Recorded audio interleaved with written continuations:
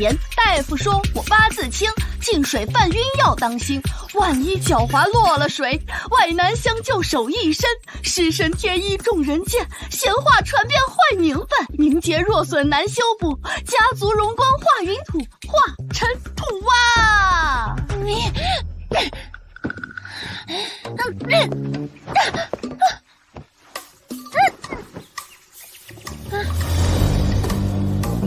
怎么是男的？你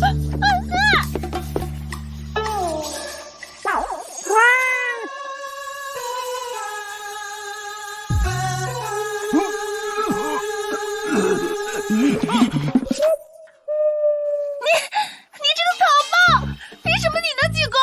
我比你聪明，比你守规矩。表姐，省省吧，《甄嬛传》里夏冬春第1集就领盒饭了，你这套路比他还老。宫里面水那么深，就你这点本事，哼，进去估计都活不过片头曲。何谓《甄嬛传》？夏冬春又是谁？收工！你放开！你给我等着！就算你进宫了，也不会有好下场。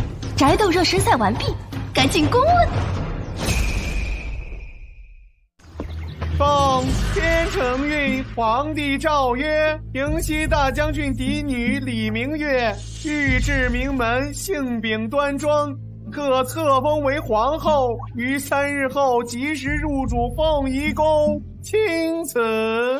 好家伙，跳过答应常在，直接成皇后，这开局是氪金了吧？不过位分越高，死得越惨，这绝对是地狱级挑战模式啊！我爹和我哥都是功高盖主的大将军，按照宫斗剧定律，皇上迟早要鸟进宫藏。不行，我得支棱起来。谢主，谢皇上，隆恩。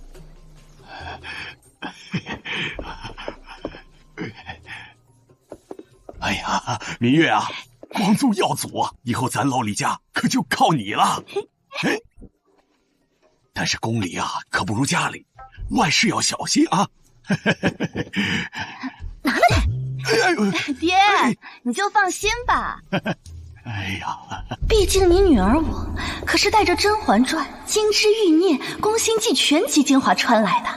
哎呀，宫斗我专业对口。第1步必须坐稳后位，活下去。第2步得想想，万一这个皇帝容不下我们李家，我该怎么办？他要是敢动我和我家，姐就提前给他办退休。老爷。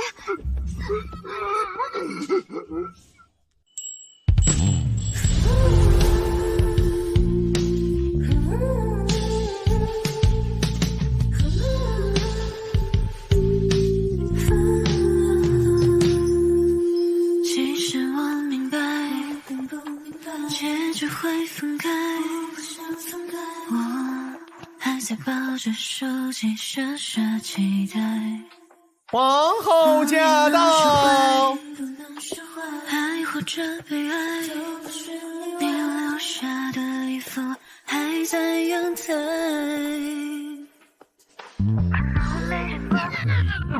凤仪宫听起来就是事故高发区。根据宫斗定律，新装修的房子必有隐藏摄像头。啊，不对，是隐藏毒药。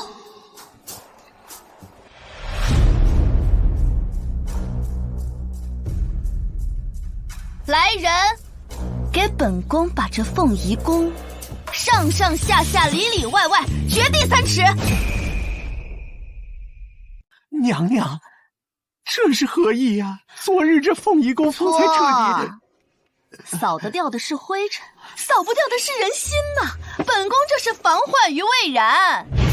花盆底下，砌砖缝里，房梁之上，床板夹层，一处都不能放过。谁知道哪个犄角旮旯里就藏着前朝留下或者是今朝新进的新型毒药？还不快去！还愣着干嘛？还不快去呀！你也去。我我也去。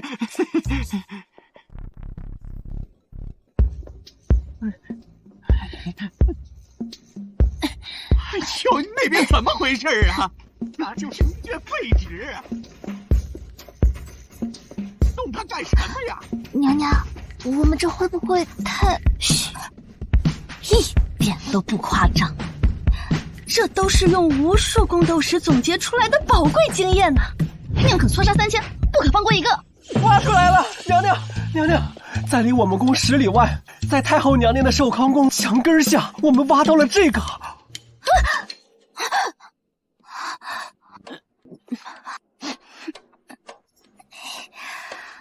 这是什么？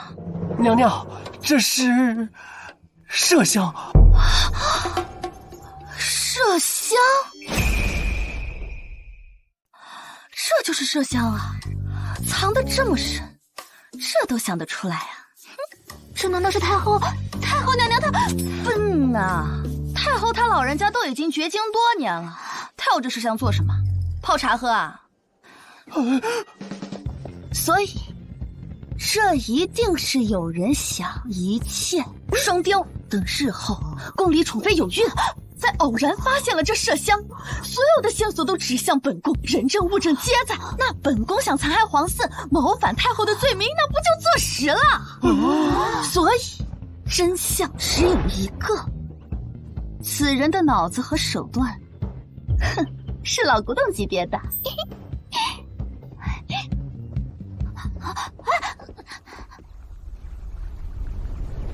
娘娘，不好了，我们埋在宫外的引子被发现了。什么？那地方隐蔽的连玉花园的耗子都找不到，这个李明月他是有狗鼻子吗？本宫布局3年的完美计划全完了。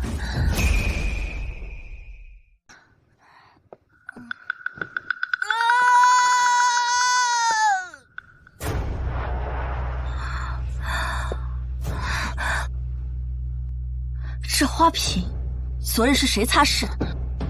是奴婢。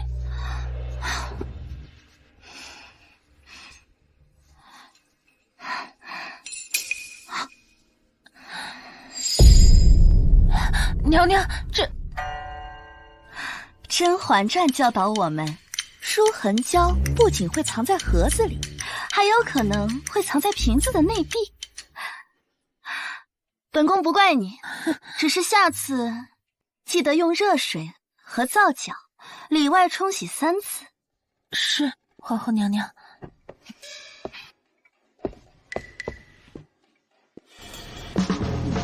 宫斗放马过来吧，姐的《甄嬛传》题库早已饥渴难耐了，这后宫我来了。安全第一，预防为主，保命是后宫生存的不二法则。小桃红，现在立刻去检查本宫的寝宫。是。还有你们，皇上、太后、贵妃的寝宫里，帮我通通去打扫一遍。尤其是那些犄角旮旯，帮我去看看有没有什么麝香啦、毒药啦、绣着本宫名字的虎毒娃娃啦。是。面膜台，挥笔一脉，书卷中添七彩。谁年白，岁岁哀哀，蓦然间不自在。是一块，自成挺胸抬背，先寻出小妖怪。腿绷紧点儿。热尘埃，你是否应该把一阵情都来？过几许，往昔时，逃不过命运安排。 3年，整整3年，姐凭借800遍《甄嬛传》刷漆经验，终于把这后宫打造成了我熟悉的高危地图。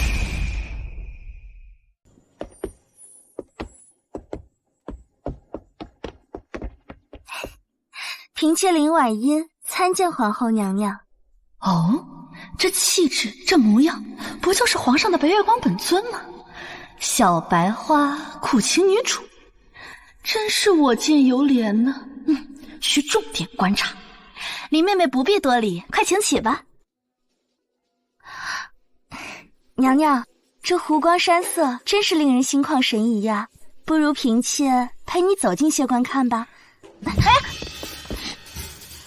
来了，湖边高危预警，我看就没有这个必要了吧？站在这儿看，风景一样好啊。你为何要退屏前？娘娘，这湖怎么是干的呀？这湖里的水呢？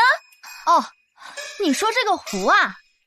本宫觉得这个宫里有个真湖太危险了，容易滋生蚊虫，容易失足落水，容易遭人陷害，所以就找人抽干了，填平了。娘娘，使不得呀！娘娘，好歹也是一景儿，抽干了多难看呀！若是皇上和太后怪罪，难看总比没命强。你想想啊，这《甄嬛传》里面有多少场大戏都是在这湖边拍的，什么推人下水，什么扔东西陷害。要我说，这湖边简直就是事故高发区。本宫这是从源头杜绝安全隐患。这《甄嬛传》，总管，咱们娘娘这是防患于未然。没错，等真出了事，你哭都来不及。赶紧的，今天之内把这湖给我抽干。这是啊，这是由宫廷顶级画师画上去的，怎么样，逼真吧？哎，阳光照上去还会反光呢。本宫觉得这是安全性与美观性得到了完美的统一。这啥？这是画上去的。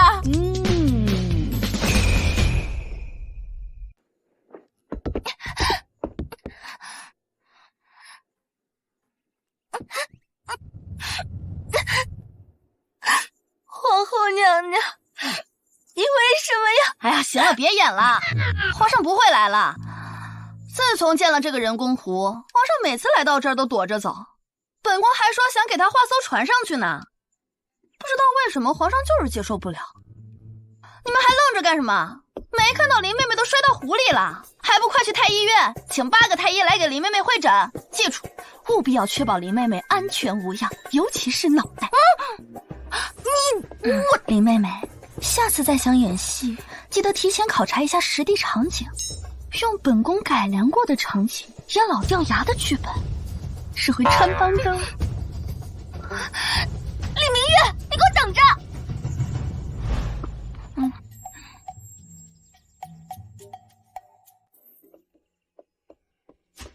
哎，那不是林婉音吗？她在那儿干嘛？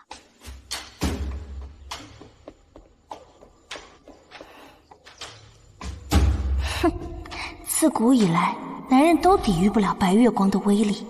李明月，你都没有我这张白月光的脸，还敢跟我争宠？切，不自量力！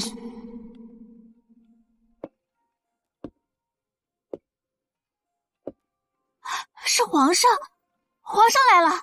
啊，林婉音在用她那张白月光的脸偶遇皇上。不是，娘娘，你怎么还有闲心嗑瓜子啊？你是一点也不急啊？急什么？好戏还在后头呢。皇上，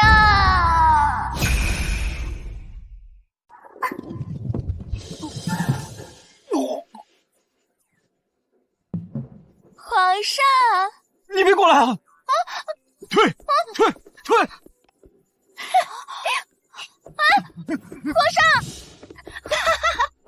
娘娘，皇上看到那张跟白月光有7分相似的脸，为什么非但没有惊喜，反而十分厌烦，直接让他退下了？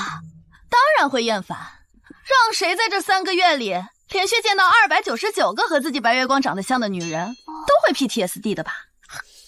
哦，原来是那些女人。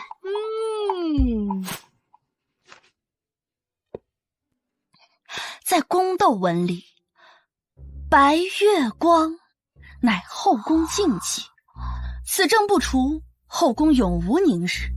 按图所记，在全国范围内寻找与画像有3分以上相似的女子，不论出身，通通送入宫中。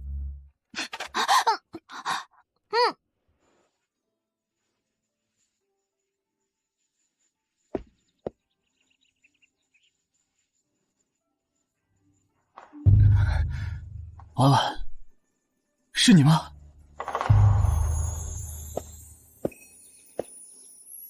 第一个，他欣喜若狂，封妃。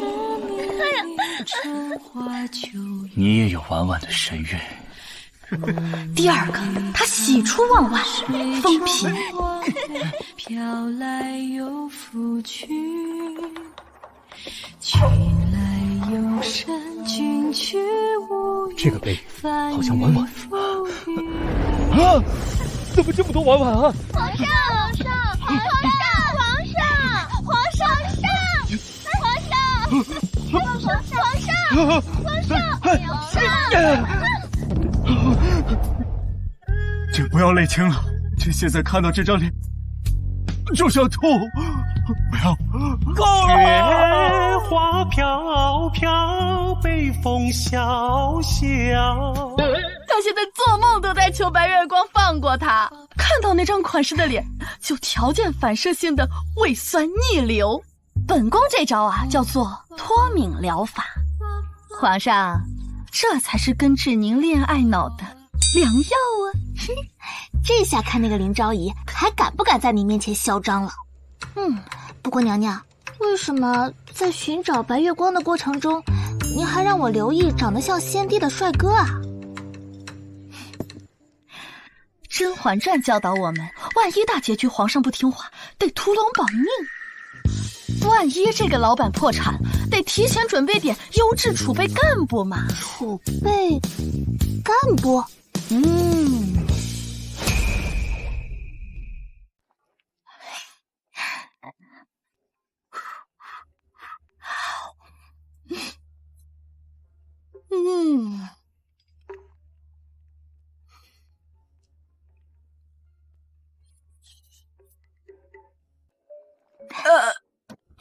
娘娘，最近林婉音那儿一点动静都没有，估计啊是不敢惹咱们了。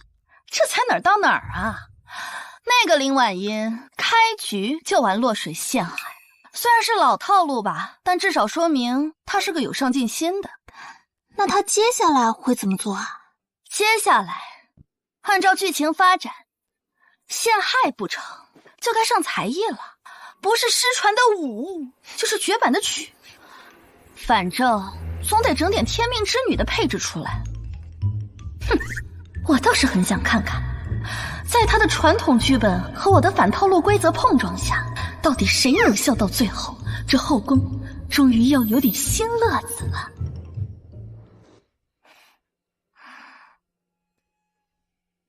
皇后不过是运气好，这次万寿宴，我苦练的惊鸿舞乃是失传已久的绝技。明日万寿宴，我一舞倾城，定能挽回皇上的心。娘娘舞姿绝世，皇上必定惊艳。等本宫得宠，定要让皇后知道，谁才是这后宫中真正的赢家。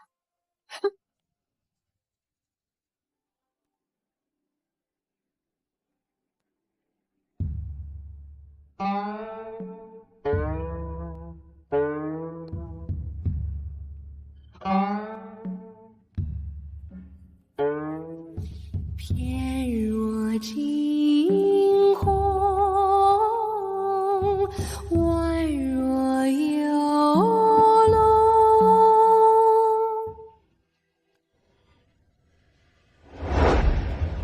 哪个男人能拒绝一个我这么惊才绝艳的女人啊？皇帝更不能。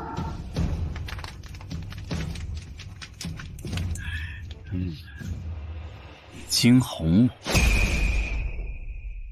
惊鸿舞，前朝皇室秘舞，失传已有100年，就连朕的宫廷乐师都不会。你从何学来？说，你与前朝余孽是何关系？是否一头不轨？搞定！真是改变命运计划成功。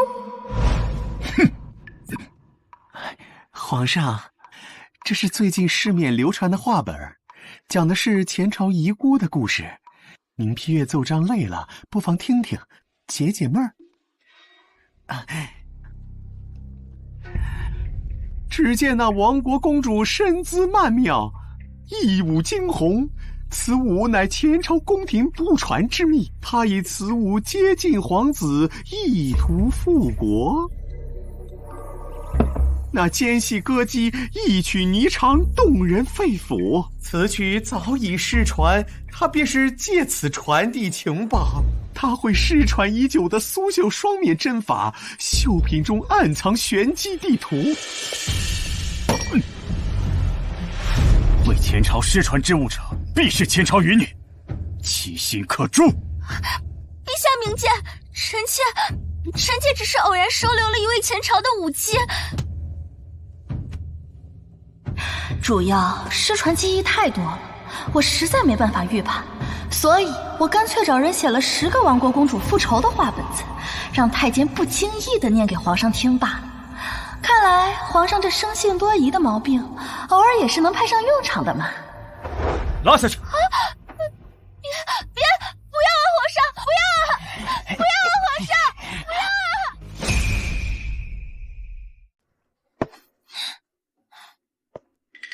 娘娘，皇上也太狠心了！您不过跳了一支舞，皇上竟然将您从昭仪贬为了最末等的才女。才女又如何？只要我还在这宫里，就还有机会。皇上那里是行不通了。不过我打听到，太后娘娘最近身体欠安，还在静养，这是个机会。娘娘，您是想孝心永远是最好的敲门砖。把我那本《金刚经》拿来，我要亲手抄录，为太后娘娘祈福。是。臣妾才女林氏，听闻太后娘娘凤体为和，心中忧惧，特手抄佛经100遍，为娘娘祈福，愿娘娘凤体安康。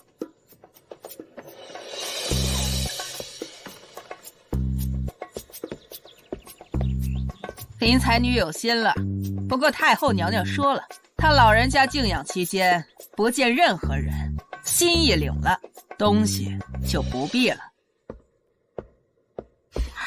哎呀，今日这御花园的空气不太干净啊！娘娘，果然如您所料，林才女想去给太后送亲手抄的佛经，被拦在门外了。我早就跟太后她老人家通过气了，就说近日宫里有股歪风邪气，有些人呢总爱靠模仿已故贵人的笔记和习惯来接近他，图谋不轨。太后她老人家最重安全，自然谁都不允许接近。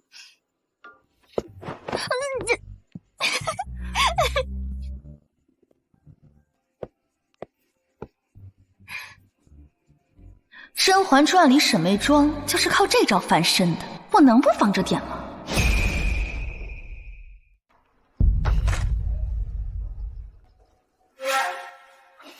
这后宫女子最终的倚仗，终究是子嗣。只要我怀上龙种，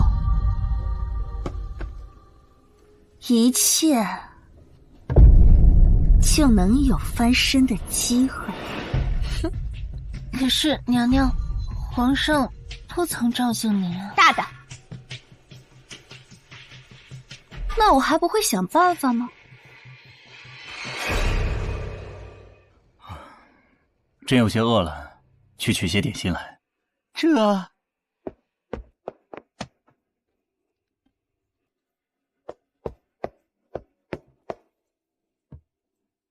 陛下，方才林才女送来一碗冰糖雪梨羹，说是能润肺降燥，您看。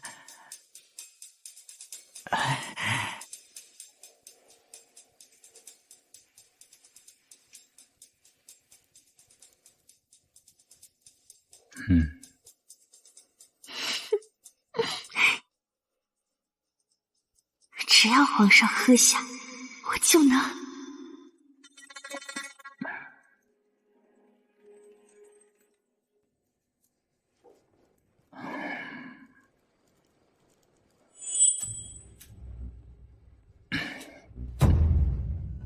今日这地龙是不是有些太旺了？朕怎么浑身燥热？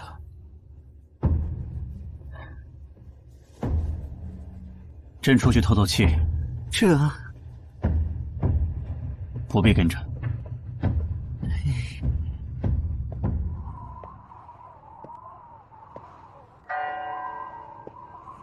莫非是近日操劳过度了，上火了？皇上，万福金安。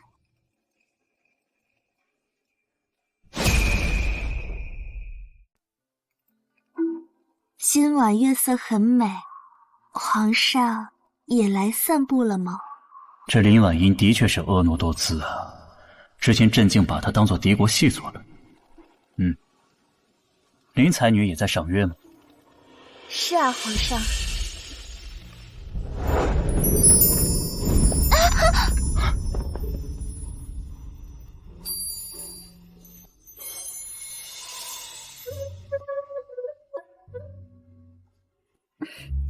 皇上，林美人，小心着凉。夜深路重，朕送你回宫吧。成功了。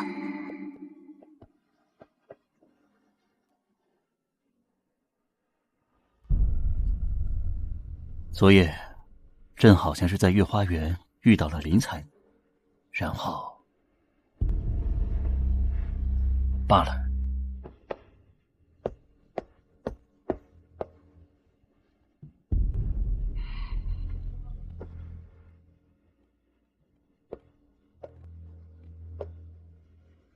赏。是。终于让我等到这一天了，李明月，你的好日子到头了。娘娘，惊天大事！林才女，哦不对，林美人她有孕了。真的？娘娘，您怎么还高兴上了？您怎么还高兴上了？她要是生了皇子，不就爬到您的头上了？你懂什么？等了那么久，经典孕妃陷害皇后的副本终于上线了，这可是宫斗剧的精华篇章，史诗级任务啊！小桃红，你记住，后宫里一个妃嫔怀孕，通常意味着4件事。第一件，她是众矢之的；第二件，她是碰瓷首选；第三件，她是攻击皇后的重要道具；第4件，没了。快，把本宫的宫斗应急预案孕妃篇拿来，让本宫看看她第一步会怎么走。是。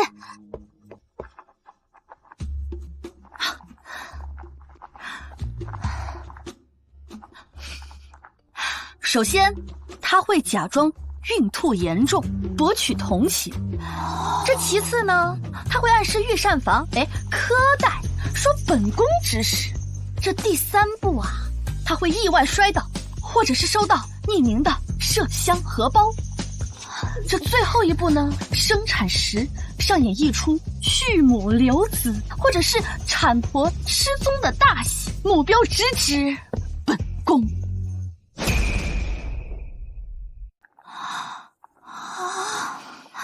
这都是《甄嬛传》里面华妃和安陵容前辈们的经验呢。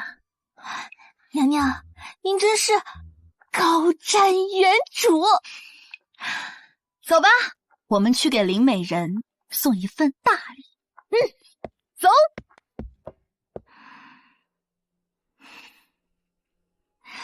来了，李明月终于来送礼了。无论他送什么，我都能做文章。哎呦，林美人快快请起！林美人有孕，实乃宫中之福。本宫思前想后，给林美人准备了一份稳如泰山的厚礼，保佑你与皇嗣平安顺遂。嫔妾多谢皇后娘娘，嫔妾定将此物放在床头，日夜朝拜。啊？放在床头？你确定吗？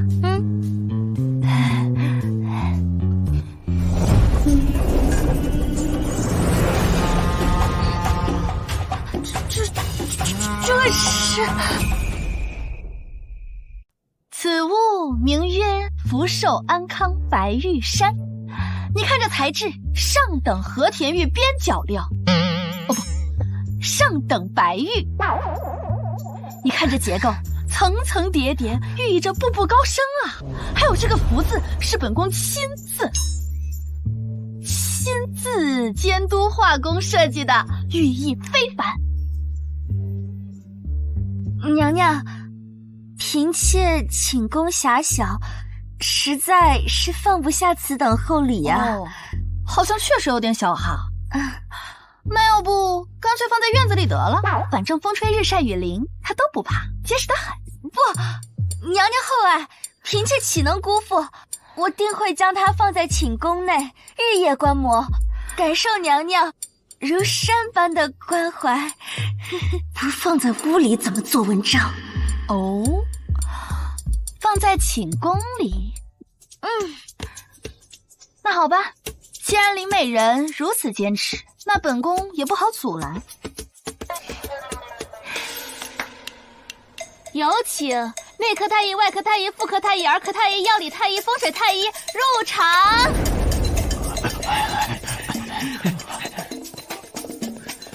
参见娘娘。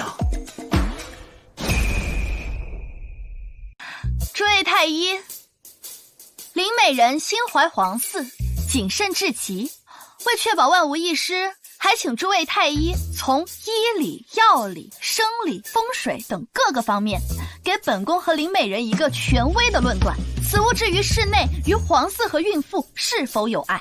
是。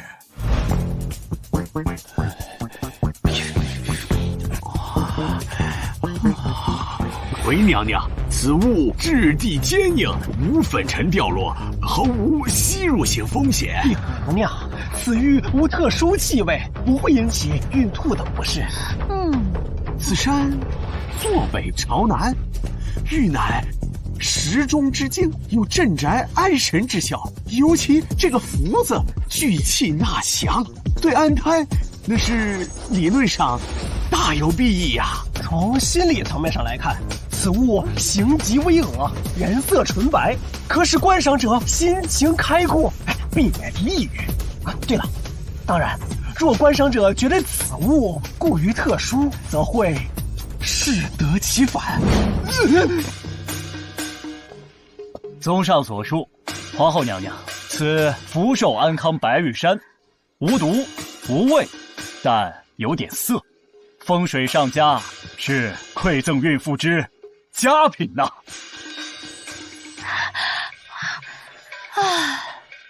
如此，那本宫便安心了。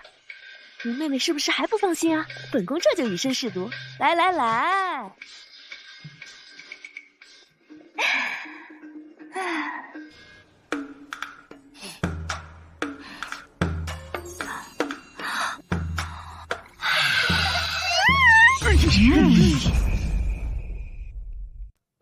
嘿嘿，林美人，本宫已经亲自替你试过了，物理接触安全无毒。本宫能为你做的也就这些了。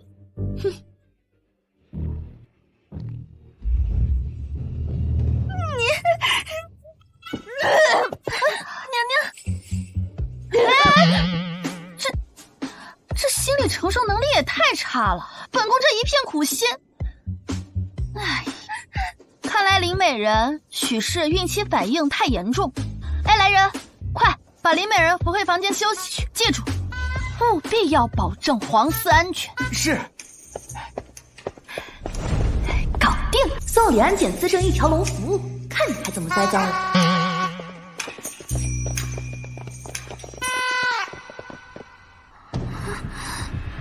我好了，娘娘，娘娘，我好了。贵妃和淑妃他们送来了各式各样的假山，咱们宫里现在已经变成了御花园假山飞山了。什么？娘娘，娘娘慢点，娘娘，娘娘你慢点。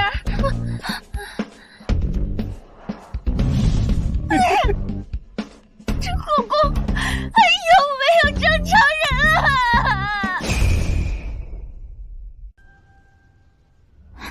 娘娘，里面人那边摔了一跤，见了红，说是要小产了。皇上太后都已经过去了，他口口声声说是您长期苛待他。终于来了，等得我花都谢了。快，去给本宫把那把最结实的团扇拿上。今天这出大戏，本宫绝对不能错过。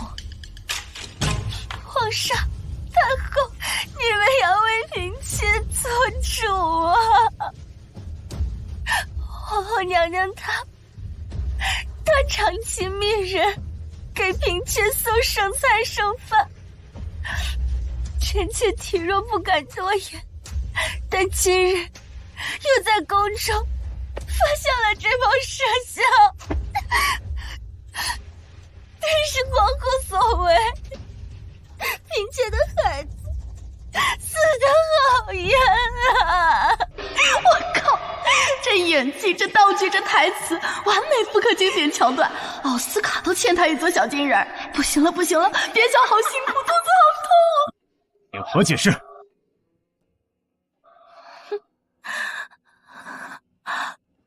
林妹妹，你怎可如此血口喷人呢？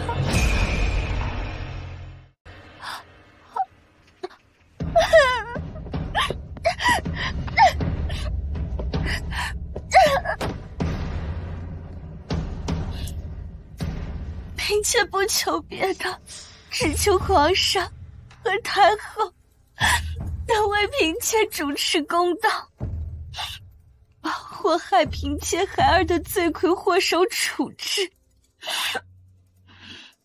嫔妾的命不重要，但皇嗣何其珍贵啊！皇后娘娘，你要为此事付出代价。嬷嬷，锦江，我吗？当然。经典韵妃碰瓷皇后副本终极 BOSS 战，接的反陷害应急预案终于要迎来高光时刻了，激动！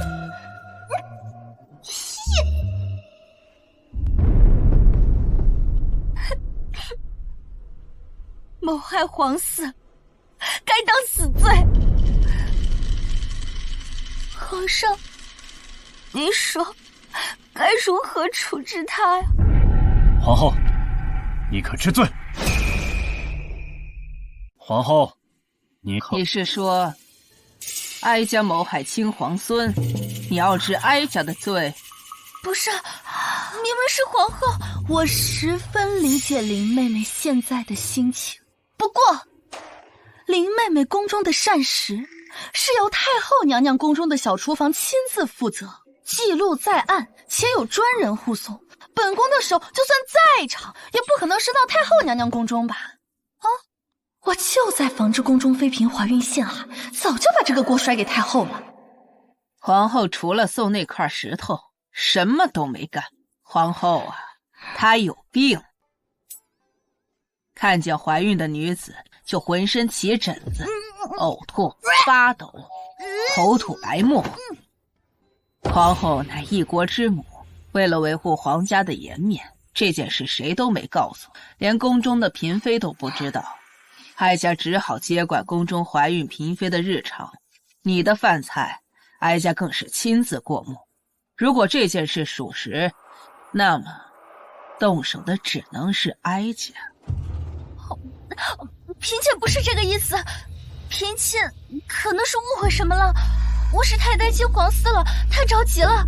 不过你说这寝宫中有麝香，上个月内务府刚刚统一大扫除，宫中妃嫔所有物品皆入库在册，唯独麝香没有入库在册。还是说这东西跟林妹妹你一样，都是从天上掉下来的？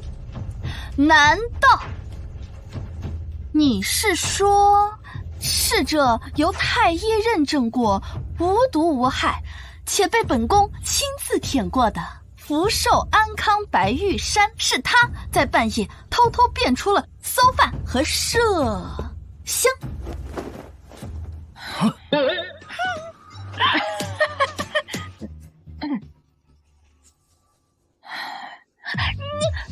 李美人，无证构陷中宫，但念在刚经历丧子之痛，略奉简办，禁足思过。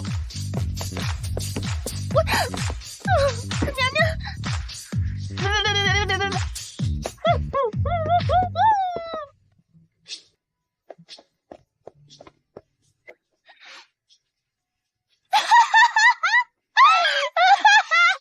笑死我了！小桃，你看到了吗？他晕了，又晕了。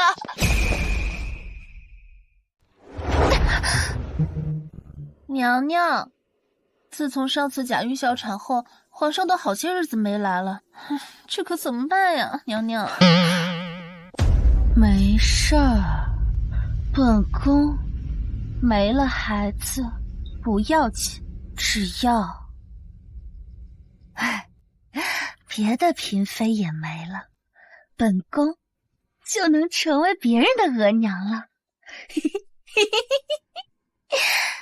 嗯，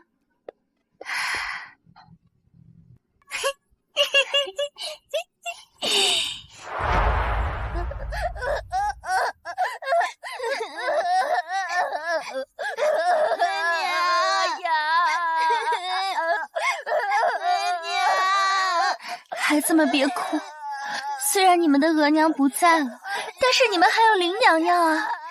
皇子和公主还小，不能没有额娘。皇上太后，我愿意做他们的额娘，我会把他们视如己出，把最好的都留给他们的。哦呦，趁火打劫呀，演得真好。皇帝啊，林美人刚没了孩子，想必定会对他们视如己出的。李美人，以后你就是他们的额娘了。谢皇上成全，谢太后成全。李明月，不管怎么样，我是有子嗣的人，比你这个不下蛋的老母鸡强多了，看你怎么跟我争。哼！是时候给皇上和太后展示一下咱们这3年的丰硕成果了。太后，皇上，小皇子和小公主刚刚痛失了娘亲，现下急需要小朋友的陪伴，臣妾可否邀请他们去我一手创办的皇家育儿园玩耍？皇家育儿园？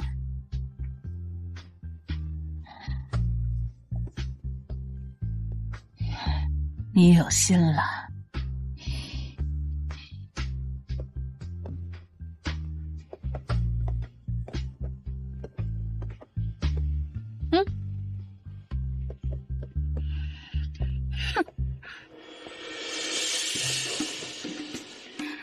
皇上、太后，欢迎来参观我一手创办的皇家育儿园。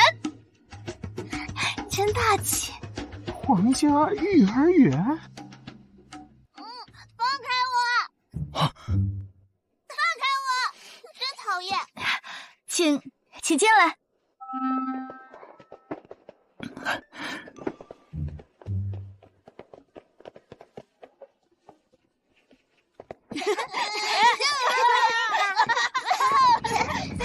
你玩我，这个好玩，是我的，还给我！哎，追我！来追我！这些全都是朕的皇子和公主。皇上、太后，你们把34皇子和28公主带来了。啥玩意儿？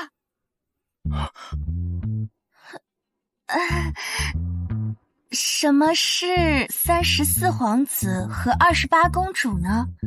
就是字面意思呗。意思就是皇上他现在已经有了34个皇子和28个公主了。怎么可能？这些真的全都是朕的皇子公主吗？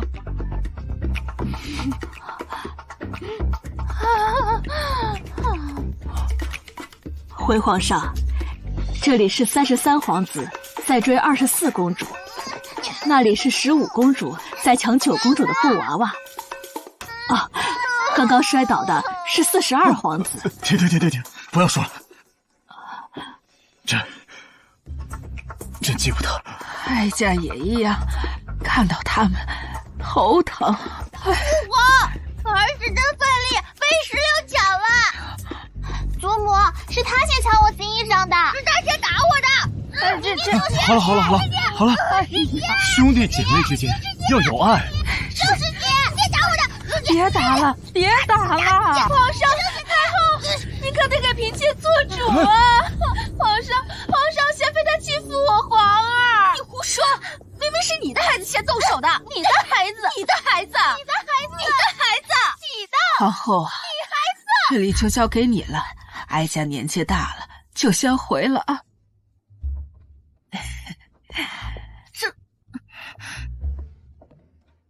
朕突然想起来，还有做这枚皮碗。皇上，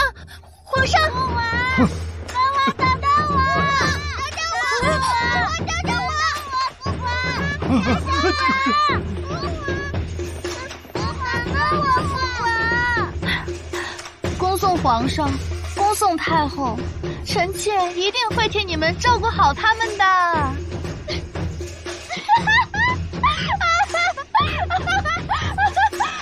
你看到了吗？这50多个皇子多到他自己都嫌烦。现在呀，是供大于求，所以哪怕你这肚子里有个10个8个皇子公主，也不足为奇啊，只会让他更加心烦。50多个，怎么可能？历朝历代的皇帝不都子嗣艰难吗？李明月，这到底怎么回事？皇帝为什么有这么多的孩子？一般宫斗文里呀，皇上的生育能力是绝对没有问题的，没有孩子多半是皇后陷害、嬉戏白月光、无心后宫等等，所以我给他安排了300个白月光替身，还有100个热烈的、哇，淡然的、有书卷气的。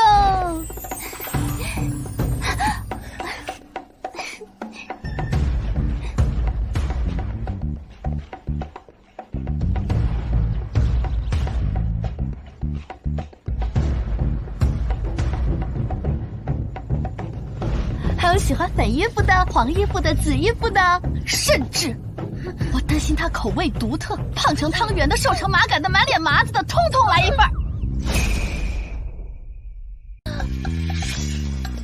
来吧，皇上，皇上来吧，吃不下了。哎呀，来嘛！救命啊！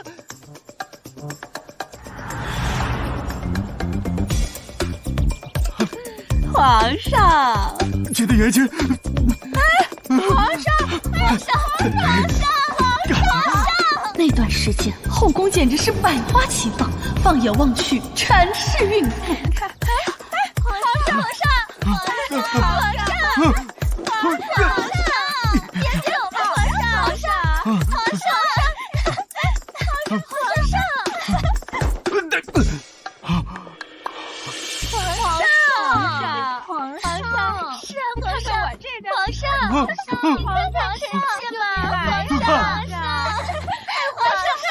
别过来！李明月，你不是人！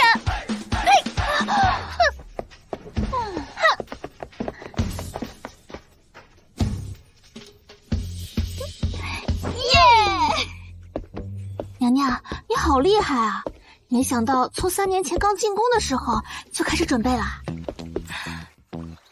本宫给你好好讲讲，皇上他是怎么一步步从狂喜走到了想自宫的。皇上想自宫，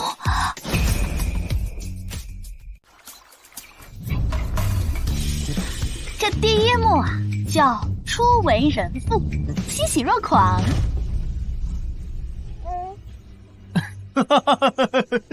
见有皇子了，赏，重重有赏。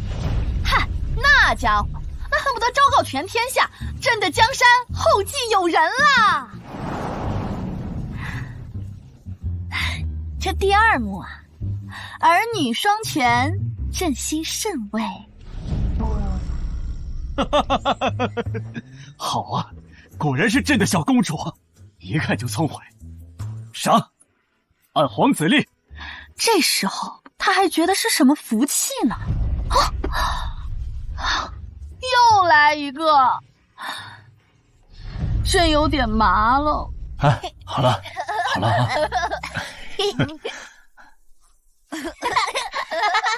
恭喜皇上，贺喜皇上，惠美人成功诞下6皇子。好，都好，按例赏赐。是。笑容开始职业化了。起来，我的，不管。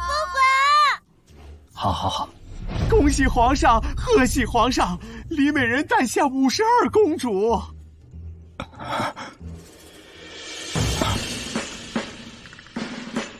以后这种事情就不必特意来报了。是。娘娘赏赐都快发不起了。娘娘，然后呢？然后皇上就偷偷下令，想给所有嫔妃喝绝育药。什么？传朕密令，给后宫所有嫔妃都绝育了。皇上，使不得啊！皇上，皇室血脉要紧啊！血脉，朕的血脉都快泛滥成灾了，不行，必须喝。是。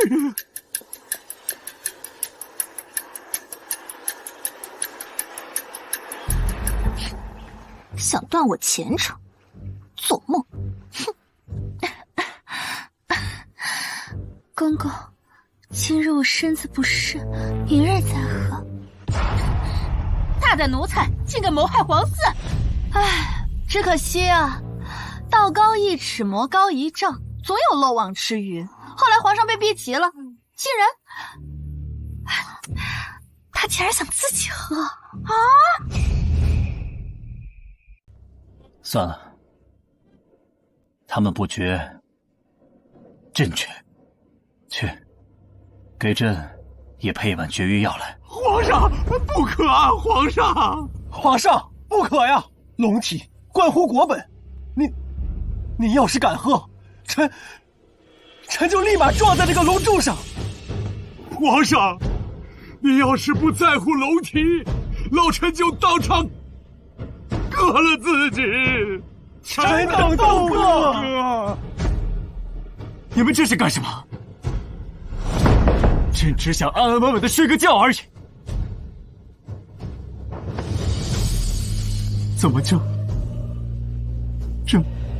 难？所以到最后，那当然是没有喝成了呀。那大臣们都以死相逼，说是他要喝的话，就集体端柱子吧，集体割自己吧。还没有哪个史书上记载说是有那么多大臣为了哪个皇上变成太监了呢？皇上沉默，皇上衰晚，皇上拿他们一点办法都没有。到最后，皇上就能忍就忍，实在忍不了，宠完幸之后，一人送一碗避子汤，还是被漏网之鱼躲掉了。那他就只能继续过着被孩子们包围的幸福生活喽。哈哈哈哈哈哈！啊哈哈哈哈哈哈！娘娘，你已经3天没有好好歇息了，要不您先梳洗一下呢？梳什么洗？宫要逆袭。哎，可是皇后娘娘那边防得密不透风的，咱们在后宫实在是……不对，一定还有办法。要不陷害他偷人？娘娘如厕，闲人回避。这哪里是如厕，这分明就是上朝。听说皇后沐浴的时候都要20个宫女守着，连只公蚊子都飞不进去。要不去勾引皇上？这不要雷霆了，这现在看到他的脸就想吐。够了！皇上现在看到女人就跟见了鬼似的，这还怎么玩啊？听说皇上昨晚做梦都在喊：“你不要过来呀！”想告太后也不行，太后现在连门都不开。太后娘娘说了，她老人家静养期间不见任何人。生孩子总行了吧？可是，嘿嘿嘿，本宫试过了，安全无毒。他连石头都舔，这还怎么玩啊？这还不行，这丑不行，讨好太后不行，生儿子也不行。有了。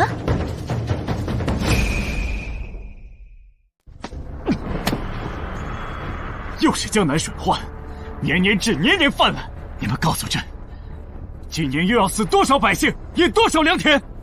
皇上息怒，此次水势凶猛，远超往年，堤坝实在难以抵挡啊！朕要的是解决办法。你们如果再想不出良策的话，就都给我手拉着手，一起跟我跳下去，堵住缺口。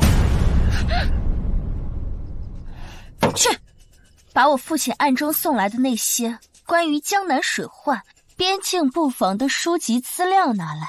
是。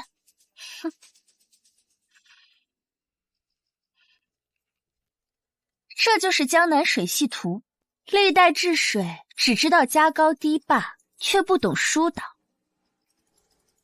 只要在这几个关键位置开凿引水渠，将洪水引入闲置的湖泊。可是娘娘，您怎么会懂这些啊？我父亲曾担任江南河道监理，我自幼耳濡目染，没想到如今竟成了唯一的出路。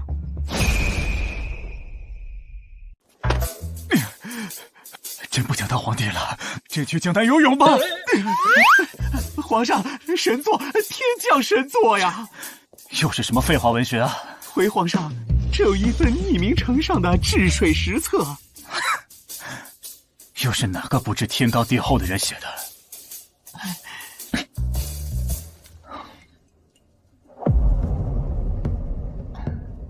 妙啊，太妙了！这分水引流之法，这泄洪区的选址，这是何人所写？回皇上，听宋文书的小太监说，隐约看到是林美人宫中的丫鬟林婉英，竟然是她！她竟然这么有才华！果真，朕误会她了，朕疏忽了。传旨，林美人献策有功，晋升为贵妃，赐惠贵妃。告诉她，只要帮朕分忧，朕不会亏待她。是。总算有个脑子好使，还能干正事的了。娘，不好了！林婉依靠献计解决了问题，还要给她协理后宫之权，有点意思。嘿，她能在后宫失势之后，迅速找到新的突破口，并且用真才实学翻身，这份极致和魄力，倒是让本宫有点刮目相看了。可是，她要跟您分权啊！分权？啊！哎，他要是能把我眼前这些麻烦事接手过去，那我倒要谢谢他。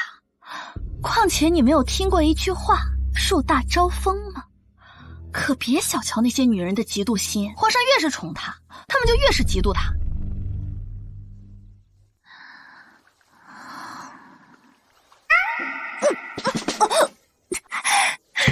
是谁敢陷害本宫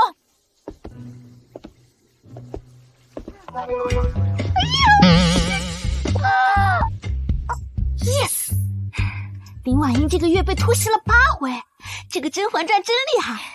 看来我也要狠狠恶补才行。别以为当上了贵妃就可以这么嚣张。对她而言，贵妃不是终点，皇贵妃更不是。那什么是终点？小桃红，你记住，所有宫斗剧的女主终极目标都是我身下的这把椅子，我的这个凤位。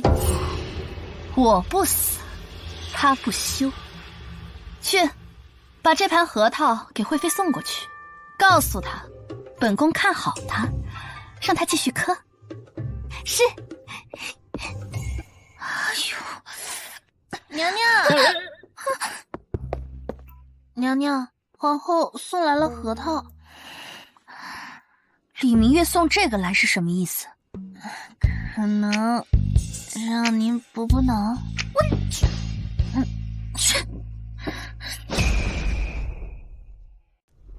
后宫与前朝息息相关，李明月，你们李家功高盖主就是最大的原罪。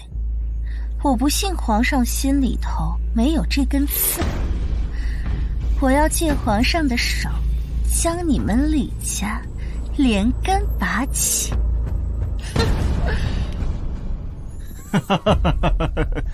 爱妃啊，你上次的治水之策真是立了大功，江南的百姓在夸朕有这个贤内助呢。皇上过誉了，臣妾不过是尽了些绵薄之力，若是能为皇上分忧，是臣妾的福分。爱妃，若后宫众人都像你这般懂事的话，该多好啊！臣妾只是不想让皇上担忧，若是能为您多分担一些。爱妃，你可是又想到什么好主意了？皇上，臣妾听闻边关粮草迟迟未到，将士们今年冬天怕是不好过啊。互不说，粮食收成不好，粮草筹备呢，需要时间。可是臣妾听闻李将军边关声望极高，说是连粮食这点小事都要麻烦朝廷。爱妃的意思是？臣妾不敢妄言，只是觉得李将军坐拥边关数10万大军，又深得边关百姓爱戴，自古以来边关最容易产生不一样的心思，正好可以借此机会看一看李将军家的忠心。还是爱妃最懂朕的心思。这确实是朕睡不着吃不好的症结所在。他们李家3个大将军，女儿又是位列中宫，完全是功高盖主。据传来的消息，边关只知道李家军，不知道朕这个皇帝。他手握的兵权都是国之根本，实在是不能妄动。不过如何试探？皇上圣明，边关粮草向来由朝廷供给，若延迟数月，这万一边关失守？皇上莫要担心，只是延迟，不是不给。若李将军忠心，自会想办法解决；若他心生怨怼，还是爱妃考虑的长远。爱妃，若是能替朕解决这个难题的话，中宫的皇后之位，未尝不可以变一变。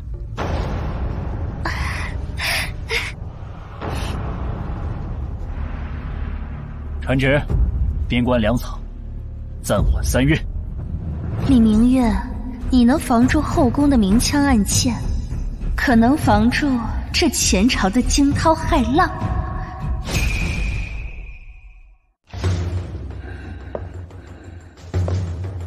父亲，朝廷的粮草又推迟了，这已经是第3次了。将士们还能撑多久？最多半个月。我们的布防图似乎也泄露了，突厥骑兵总能找到我们最薄弱的位置。给宫里捎个消息，让明月小心。娘娘，将军让您小心，朝中有人在对粮草做手脚。转赛道了，从后宫综艺转战前朝职场了。知道宫斗没用，打算在前朝做手脚啦？好吧，既然你跳进来，那就别怪我把这潭水搅得更浑一些。看来我的换老板计划操作起来更方便了。林婉音，你可真是我的福将啊！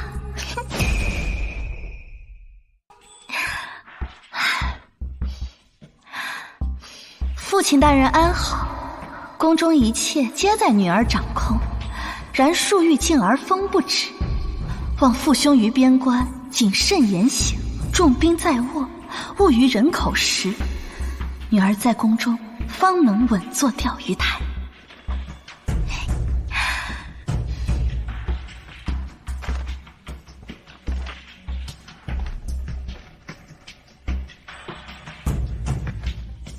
来，这2封信，一封交给我爹，另外一封交给我们江南的人，记住，一定要万无一失。是。爹呀，你可要抓紧兵权，谁忽悠你可都不能信啊！你闺女我能不能在宫中实现宏伟的换老板目标，可就看你手里的家伙硬不硬了。林婉音，你以为你在利用皇上的猜忌，殊不知我早就等着这一天了。父亲，军中已经断粮7日，将士们饥寒交迫，突厥骑兵也已至3里之外。传令下去，放弃3座城池。啊！真的要放弃3座城池？放！明月来信说，这是固肉计。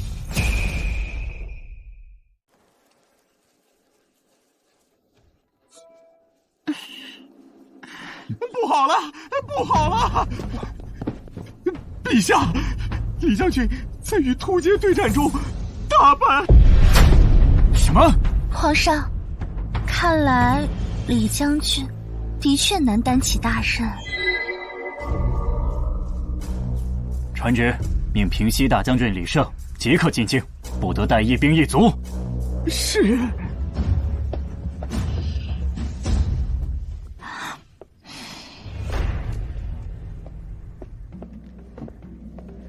娘娘，娘娘，皇后娘娘金安。惠贵妃近日很是得宠啊。臣妾不过是尽本分罢了，全靠皇上垂怜。就是姐姐最近，怕是要倒霉了。圣旨到。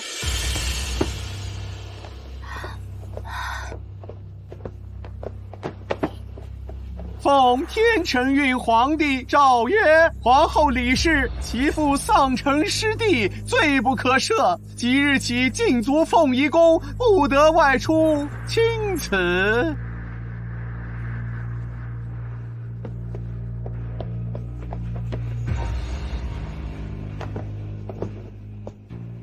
皇后娘娘，您也有今天。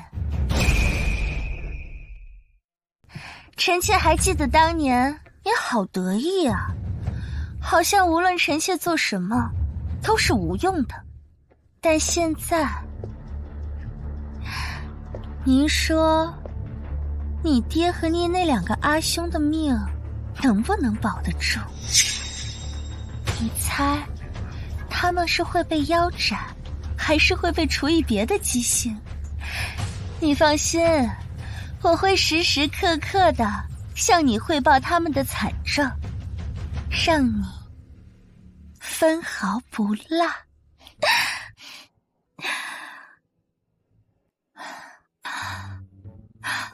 惠贵妃今日这身装扮很别致啊。别致吧？这身衣裳啊，原来是姐姐你的，但现在被皇上特意赏给我了。本宫打算穿这身新衣裳去接你那个要死的阿爹和阿兄。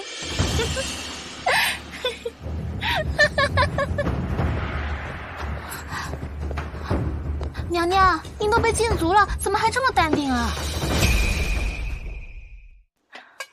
禁足好啊，正好，清静清静。可是林婉英都快爬到您头上了，皇上把你禁足，林婉英穿着凤袍在城墙上等着抓将军呢。急什么呀？好像要在后面呢。进来。娘娘，你去给我直播一下城楼上现在的盛况。娘娘，直播是？就是用眼睛盯着，随时回来汇报。是。娘娘，来了，传旨的太监回来了。然后呢？将军呢？就太监一个人回来了，灰头土脸的。哦，描述一下惠贵妃的具体表情变化。惠妃娘娘的脸，先是白的，再是青的，最后变成紫的，跟调色盘似的。然后呢？他就揪着太监的衣领子就问：“李将军呢？”太监说将军让他带句话。什么话？将军说，边关战事吃紧，没空陪京城的大人们玩过家家。还有，将在外，君命有所不受。过家家，我这也太会了吧！娘娘，注意形象。这可是皇上赏我的，他那身凤袍白穿了。反了，全都反了！李家是要造反吗？既然他不仁，那就别怪我们不义了。爱妃有何良策？散布消息，就说李将军通敌叛国。娘娘，将军那可是抗旨啊！很快啊，就无旨可抗了。我爹他功高盖主，有超级多的民心，而且还有15万大军呢。在任何一本宫斗文小说里，被皇上单枪匹马召回的将军，几乎没有一个能善终的。所以我提早就给我爹写信，让他无论如何都不要回来，配合我演一出大戏。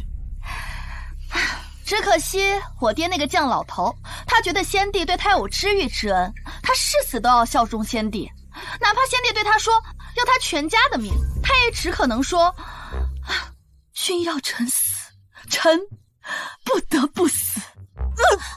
那娘娘您是怎么办到的呀？我就在想，既然他誓死都要效忠先帝，那我就让他效忠于先帝真正的血脉好了。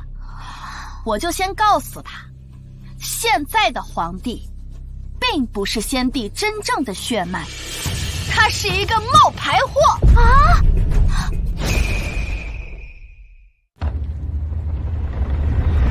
众所周知，宫斗文男主10个里面有8个半都有一段不可触碰的过往，要么童年阴影，要么白月光早逝，要么身世成谜。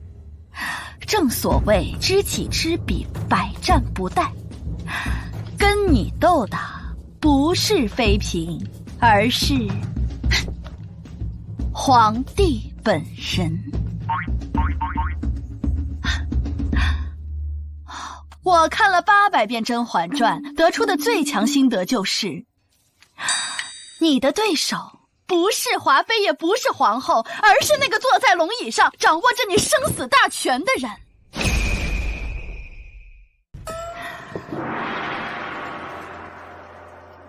你看他这段经历，皇帝12岁那年因病出宫了，在路上遇到了他心爱的白月光，两个人在一起度过一段幸福的时光。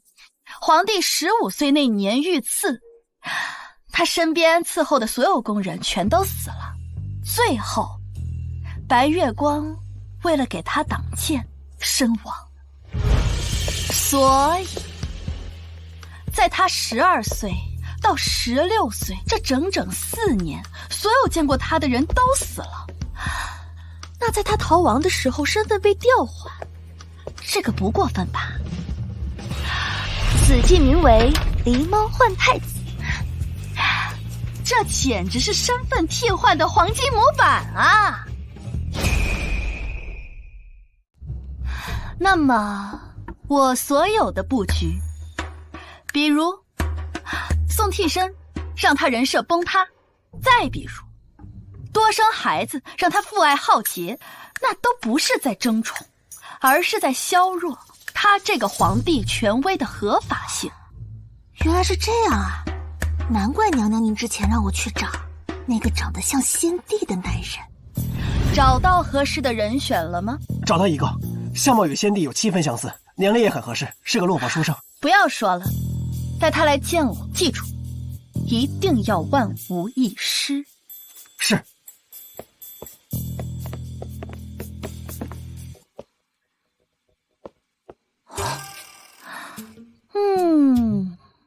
像，鼻子像，哎，眼睛也像，就是气质差了点儿。这位夫人，您找在下是？你想不想当皇帝呀？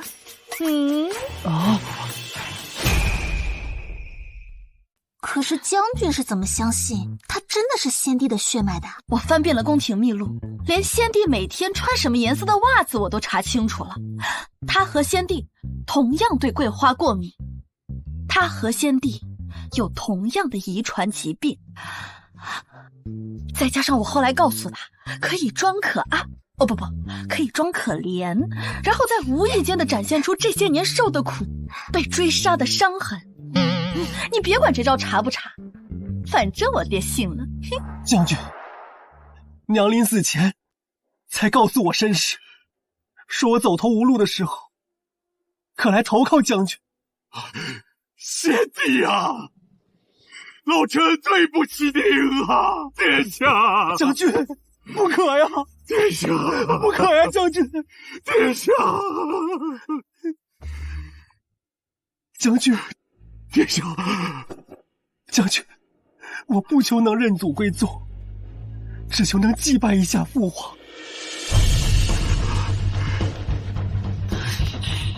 殿下放心，老臣定当帮您找回公道。多谢将军。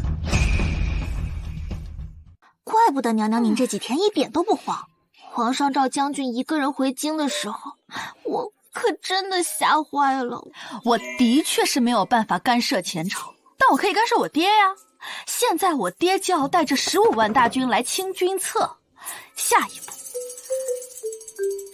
就是要把那个不露面的真皇子请回来。太好了！这下林婉音就没有任何可以欺压您的实力了。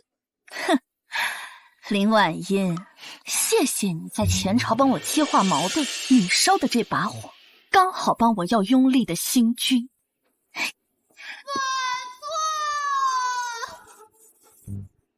诸位可知，如今啊，这陛下并非先帝所生啊！还有这事儿？快说，你快说说。真正的皇子流落民间，如今正要认祖归宗。你们听说了吗？咱们这个皇帝是个假的，真假千金的事听过不少，真假皇帝还真是第一回见。我就觉得他们这样，你先听我说，我跟你说，之前废物都是废物，李胜拥兵50万，却连失3城。朕召他回京，他竟敢违抗圣旨，他是不是通敌叛国了？皇上息怒，李将军用兵如神，此次失利，老臣听闻，是因为前方军饷和粮草迟迟未到，将士们饥寒交迫，实在无心应战啊！谁都知道粮草是皇上您亲自下令卡住的，这会儿骂人通敌，有点不讲究啊！皇上，国库确实有些吃紧，调度需要时间。调度了3个月，蚂蚁爬都该爬到了。你就算是粮草不济，那不防图泄露又作何解释？皇上，800里加急啊！皇上，一位自称先帝血脉的义士，在边境组织了乡勇，协助守城，身先士卒，浑身是血，仍死战不退，暂时守住了防线，百姓皆称其为真龙。他站在残破的城墙上怒吼，对李将军说：“先帝曾告诫于他，犯我边境者必诛，哪怕搭上他那条命，也不能把城门让给这些蛮夷。”现在京城都传开了，说真假千金的事听过不少，真假皇上的事倒是头一次听。危难之际，方显忠贞啊！这边是假皇子浴血奋战，那边是皇上克扣自己将士的粮草，这对比，一派胡言！什么先帝血脉，那是逆贼，是李贼找来的冒牌货。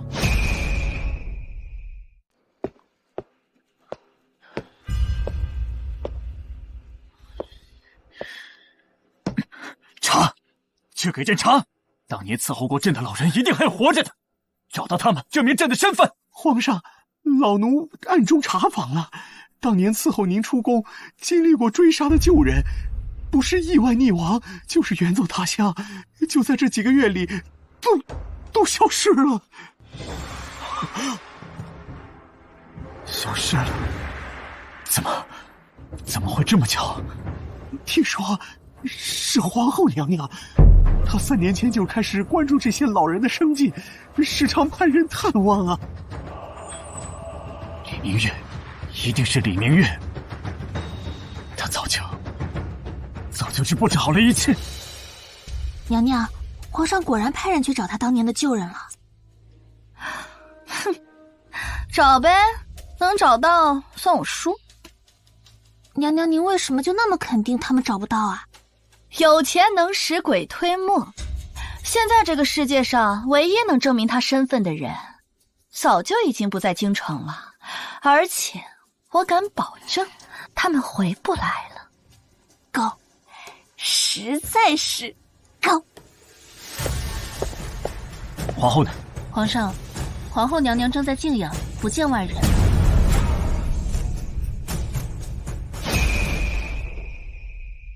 朕想见皇后。这是皇帝。娘娘说了，尤其是皇上您，更不能见。这个就叫打蛇打7寸。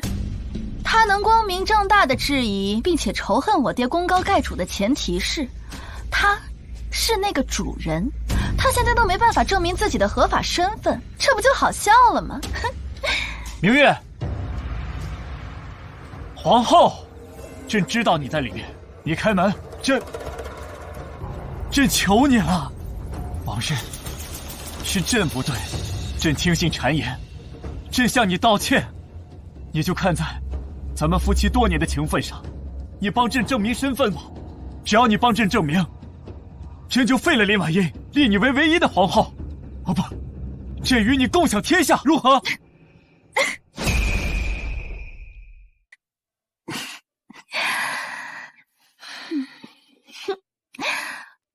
皇上，您这是说的哪门子话呀？臣妾一个深宫妇人，久被禁足，连门都出不去，如何能证明您真龙之身啊？这满朝文武，宗室亲王都做不到的事，臣妾哪儿做得到啊？明月，明月，你可以的。朕知道你手段通天，你帮帮朕吧。皇上，臣妾爱莫能助，夜深了，您还是早点回去吧。小桃红，我们走。是。明月，明月，你帮帮朕好不好？共享江山，笑死！如果我今天答应了你，那么同样的事情过不了几年又会重演，你还会再次对付我爹，对付我，对付我们全家。等你证明了身份，这天下是谁的还不一定呢。况且，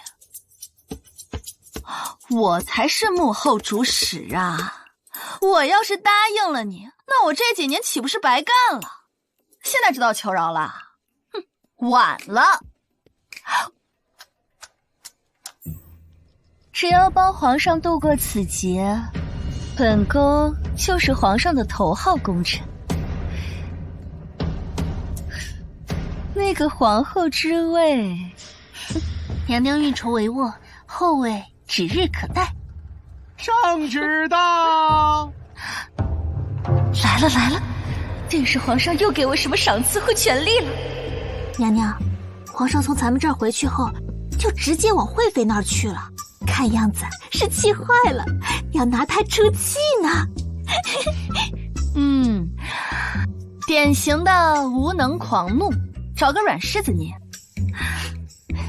把窗户打开，本宫要听听动静。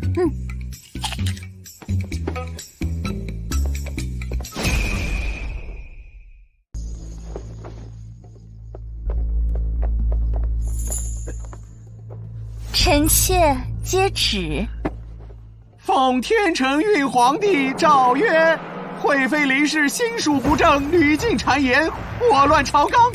即日起，褫夺封号，废为庶人，打入天牢。钦此。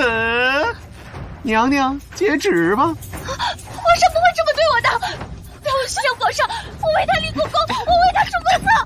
娘娘，拖下去。不要！救救我！不好！娘娘，你没看到惠贵妃哦不，林庶人那张脸，立的就跟御花园里的黄瓜似的。这叫弃车保帅。可惜啊，他弃了车，最后连帅也快没了。他又忘了一句话，叫狗急了不仅会跳墙，还会咬人呢。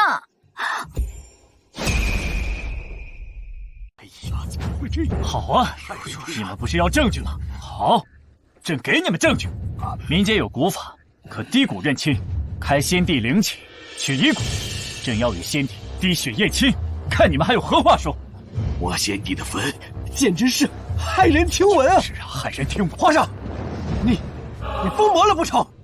惊动先帝英灵，此乃大不孝，天理不容。对呀，不可，万万不可，不可呀！不可呀！这是能证明朕的身份的唯一办法，必须开棺。等等！哎呀，桃红姐姐，这活我可干不了，那是要被杀头的，不可，万万不可呀！去你的吧！不！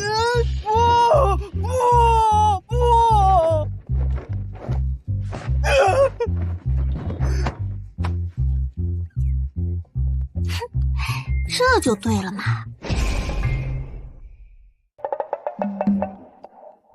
哎呀，这是皇子吗？我承认我是假的，我是冒充的。假的呀！假的！他承认了。你看啊，这什么呀？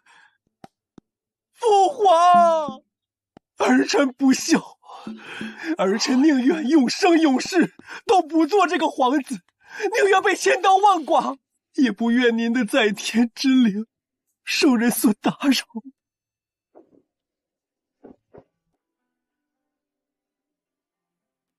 这皇位，你拿走吧。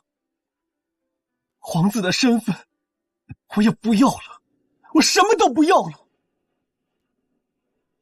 只求各位能放过我父皇，放过先帝！我求求你们了，我求求你们了！我宁愿去死，也不愿意动先帝的遗骨。只有困人先帝了。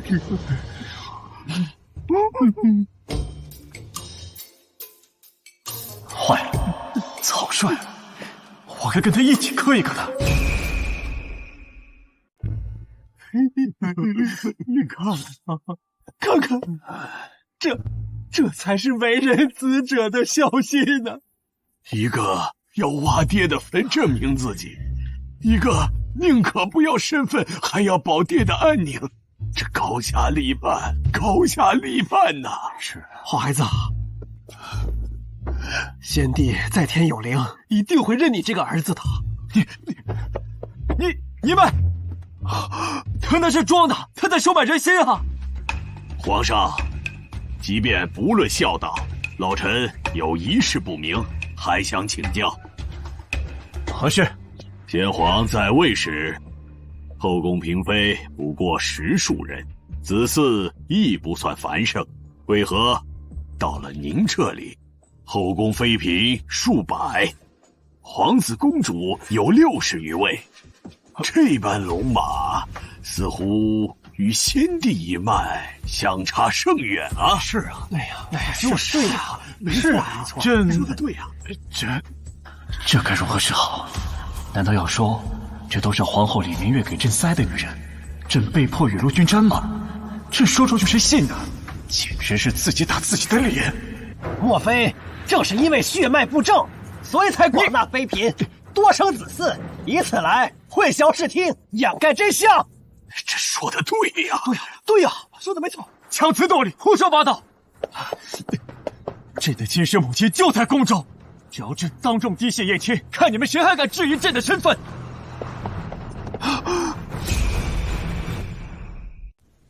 母后，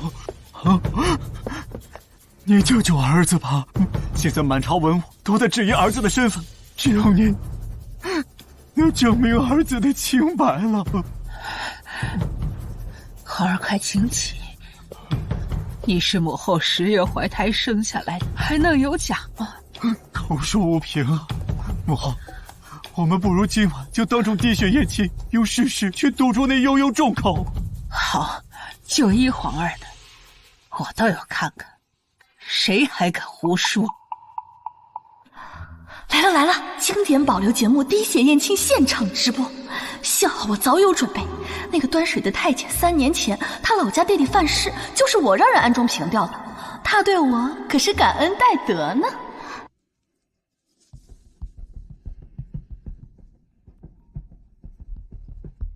母后，得罪了。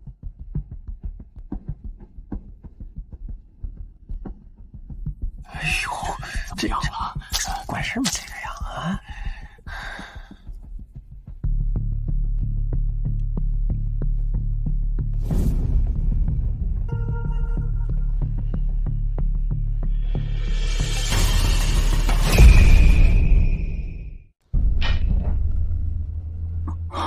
不行，你看看就是没容吗？这没错，就是这怎么可能？你明明是哀家亲生的，这水一定有问题。太后娘娘，皇上，这水是奴才刚从井里新打的，绝无问题呀。娘娘，你往水里加了什么？是您说的那个什么《甄嬛传》里的白矾吗？白矾？切，那只是低级手段，姐玩的是高端局。我往里面加了几滴特制清油，这玩意儿无色无味，银针都试不出来，但是能完美隔绝血液不相容。看到了没啊？不可能，绝对不可能！母后，我是你亲生的呀。可是这……太后，皇上，不，此事看来确有蹊跷。你到底是谁？母后，母后，母后，母后，累了，传太医，快传太医啊！搞定，完美谢幕。这下连他亲妈都不认识他了，我看他还怎么蹦跶。小桃红，收工。娘娘，您这是算无一策，这下连太后都不认他了。哎呀，墙倒众人推，鼓破众人锤，人性啊，就是这么真实又好玩。诸位同僚，情况已然明了，殿上那位非但与先帝血脉不通，就连太后也……报！突厥使者求见。啊，突厥，哎呦，这，哎，他们来做什么？宣。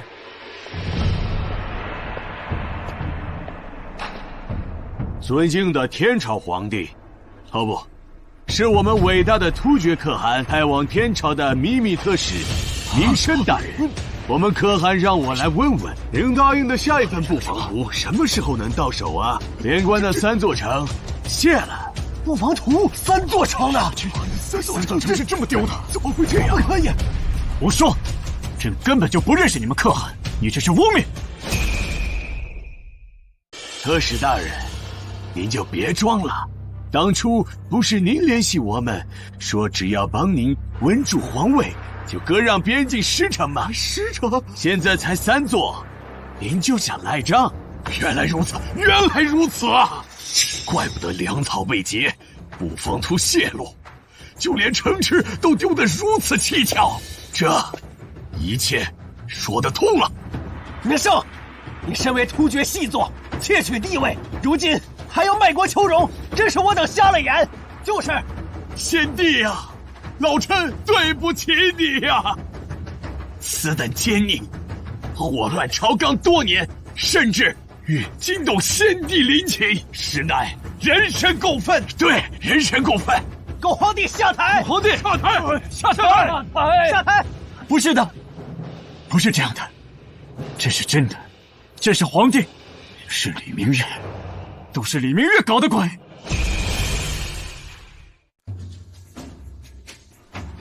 请宰相与宗室亲王主持大局，废除此僚，迎奉先帝正统血脉登基，以安天下。请宰相主持大局，废除伪帝，匡扶正统。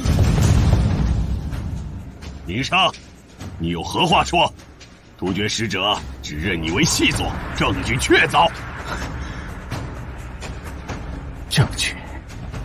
他那是污蔑！朕是皇帝，朕为什么要出卖自己的将士？为什么要泄露布防图？这对朕有好处吗？是啊，对呀。一个皇上这么做是为了什么？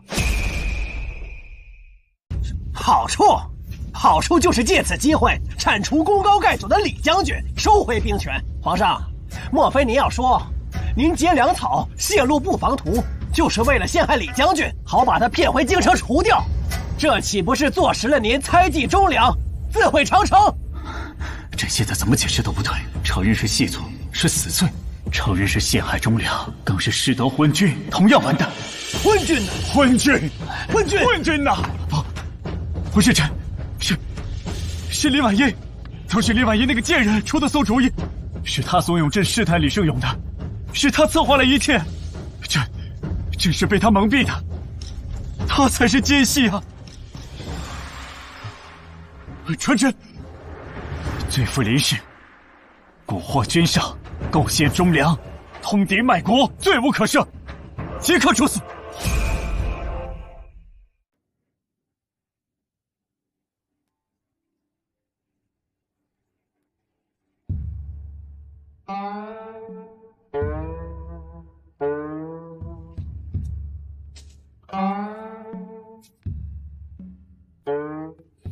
翩若惊鸿，宛若游龙，荣耀秋。还圣上口谕，罪妇林氏，蛊惑君上，构陷忠良，通敌卖国，罪无可赦，即刻处死。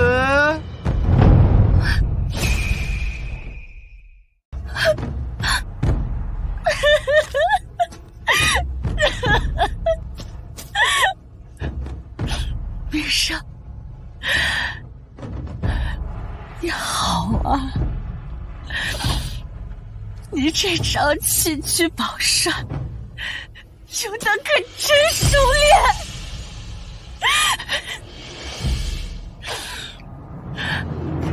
要我死？好啊，我成全你！带我上殿，我要见文武百官，我有话要说。我也是，这就看我贱人，你还有脸见爹？都是你害了朕。诸位大人，事到如今，我也不怕说。没错，克扣粮草、泄露布防图的事情，是我做的。这是他做的啊！可若没有这位皇帝的默许和首肯，我一介深宫妇人，又如何能调动得了户部的粮草？如何能接触得到兵部的布防图？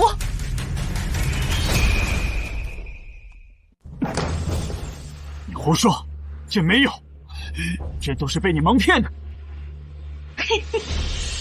蒙骗？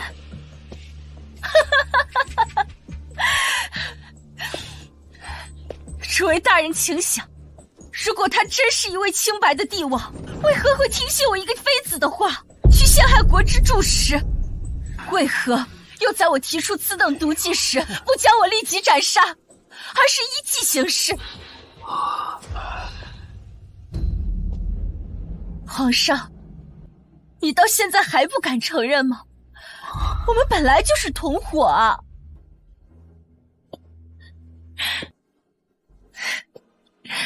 你爱我，宠幸我，我们共享着权谋的滋味。如今失败，你就要将所有罪责都让我一人承担。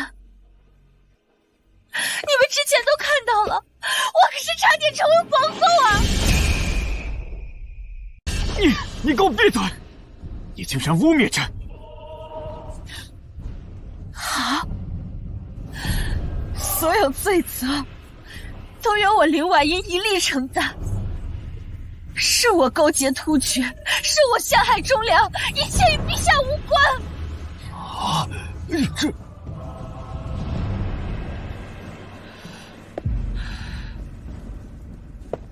明生，我爱你，我会永远保护你的。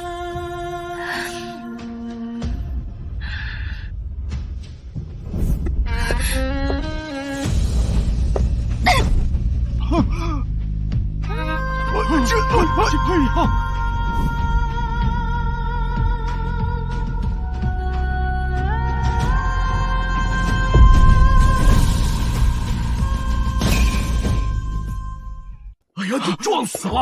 啊！哎呦，你看看这是我的手啊！这不是的，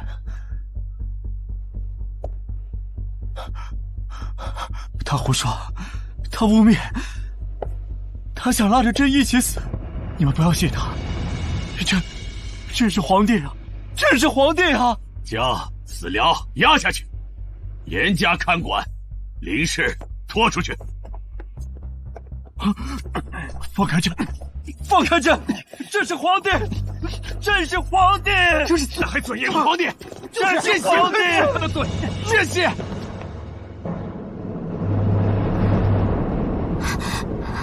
娘娘，林婉音她庄主自尽了，在皇宫大殿上，当着所有大臣的面。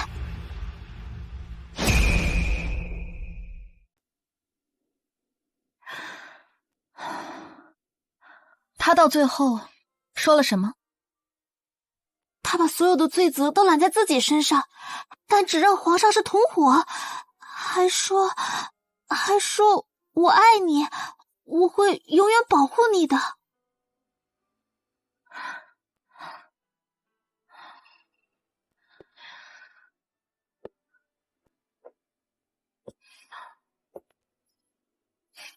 倒是个狠角色，宁为玉碎不为瓦全，还用最惨烈的方式给了那个男人最致命的一击。只是值得吗？娘娘，您不觉得他活该吗？宫斗路上成王败寇，没什么活该不活该。我平日里防他斗他，也只是因为我们立场不同。但不可否认的是，她确实是个聪明又有韧性的女子，到最后都选择了对自己最有利也最壮烈的退场方式，比起某些敢做不敢当的孬种强多了。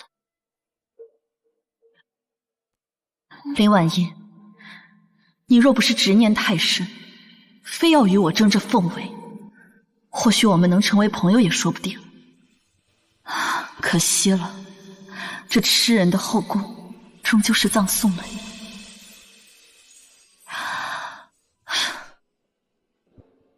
不过他最后这一集倒是给我帮了一个大忙，那个到最后都要推女人出来顶罪的废物，也确实没必要再活着了。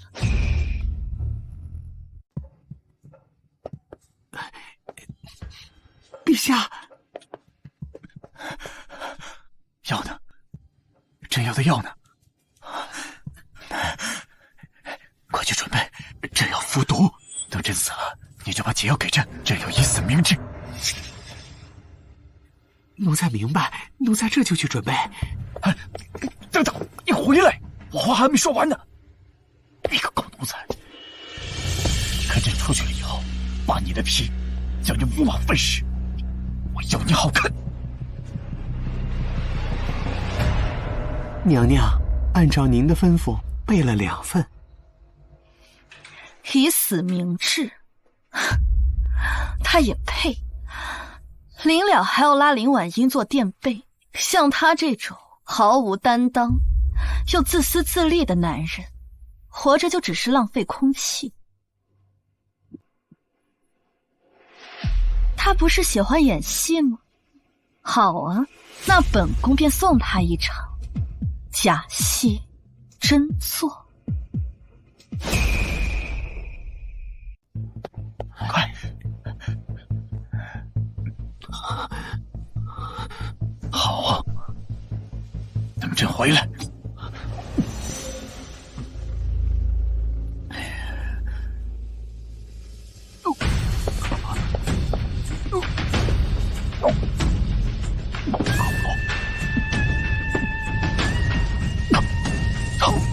解药。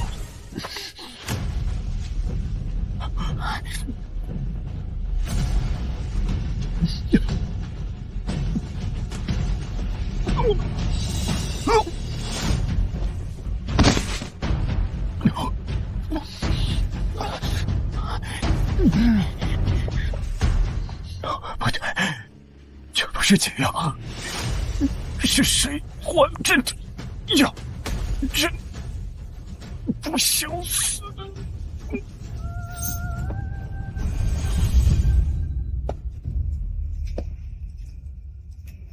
是你还了朕的药。是啊，本来你若是能乖乖赴死，我还能考虑给你留一份体面。可是你到最后都要把林婉音推出来顶罪，你知道吗？我虽然跟他斗得你死我活，但至少到最后他都敢做敢当，用自己的命给了你最后一击。可是你呢？你连死都要合计着拉个垫背的，还搞一出什么以死明志的戏码，还指望着能东山再起呢？唉，你呀，你真是我见过最可悲，也最不像男人的男人。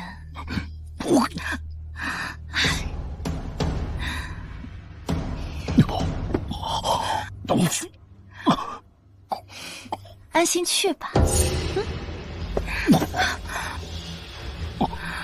下辈子记得做个坦荡点的人。至于你的江山，我会找个合适的人帮你照顾好的。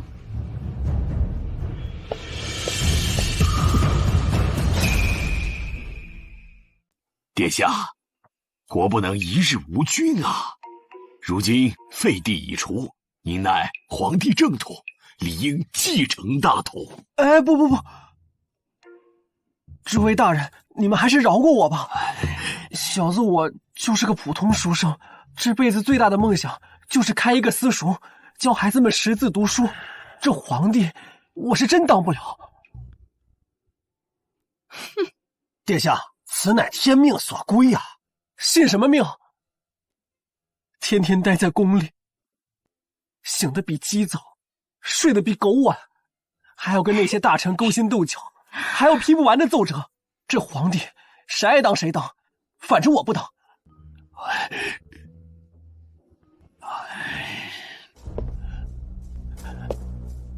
太后娘娘明鉴，我这人脑子笨，胆子小，这皇我真干不了，请各位大人们还是另请高明吧。罢了，强扭的瓜不甜。既然皇子殿下心不在此，那我们也不必勉强。可这皇位，先帝又不只有一位子嗣，从宗室中择一仁厚聪慧者担此大任，由我等辅政，岂不是更稳妥？好，这个主意好。太后娘娘圣命，各位大人英明。